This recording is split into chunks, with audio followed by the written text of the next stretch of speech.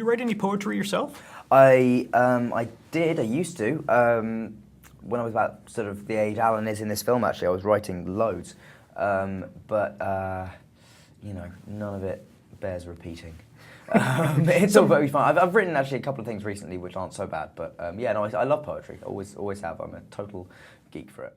For me, it was probably initially Kerouac books, On the Road, of course, and Visions of Cody and Big Sur were like books that I really enjoyed.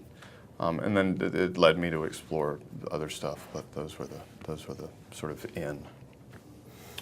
I don't know. I mean, I didn't have, honestly, like a super special relationship with the beats, so I don't know that there was like necessarily one that like was my favorite.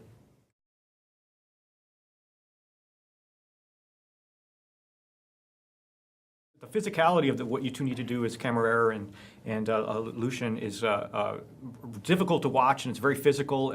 Were there any injuries, or was there a lot of blocking need to happen to make sure there wasn't any injuries? No injuries, I don't think. No, I mean, you know, maybe some minor scrapes and bruises, you know, like when you drag me through the beach or whatever. The glassy beach. The glassy syringe-covered Hudson River beach.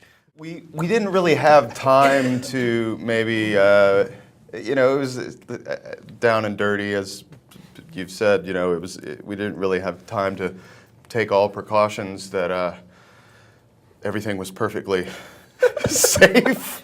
But we came out all right. Thankfully, no broken bones, no permanent scars.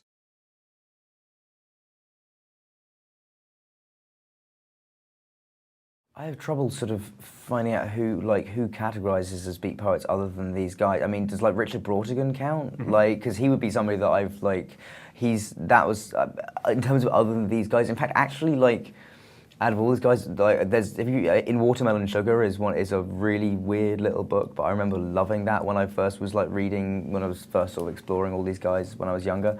But really, like the revelation to me in doing this film was learning about the personal lives of these guys, because I knew nothing about their personal lives. You sort of, you know, you're content to just see them as icons and then not really investigate. And actually looking into them, like, they found out there's like it was a very complicated group of people. Ben Foster plays William S. Burroughs, old friend from 6 Feet Under. Yeah. Did you and he know who was cast, or was it a surprise?